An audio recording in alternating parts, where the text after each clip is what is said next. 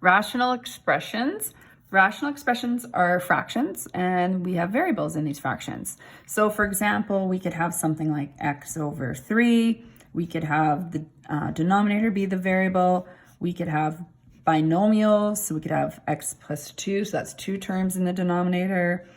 We could have binomials in both. We can have different variables,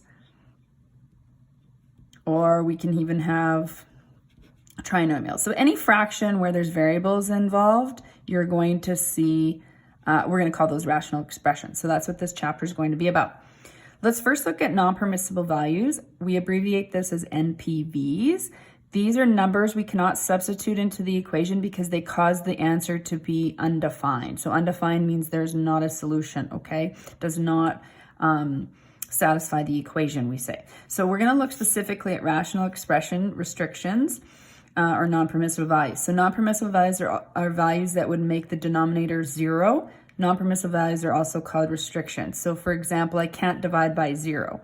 Okay, so it doesn't make sense to have a 0 in the denominator. Okay, so that cannot happen. So let's look at example 1 to see what that looks like with variables. Determine the non-permissible values for each of the following.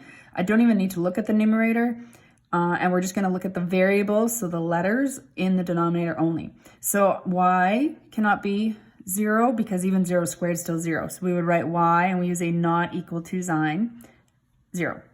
Z can also not equal 0. Let's look at example 2.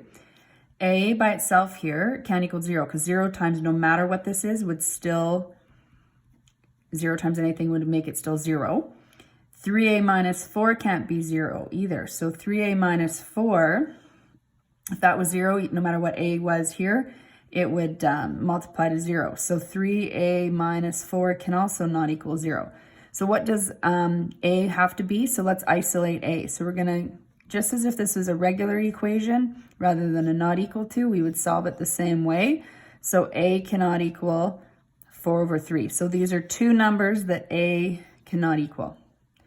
Let's look at 3.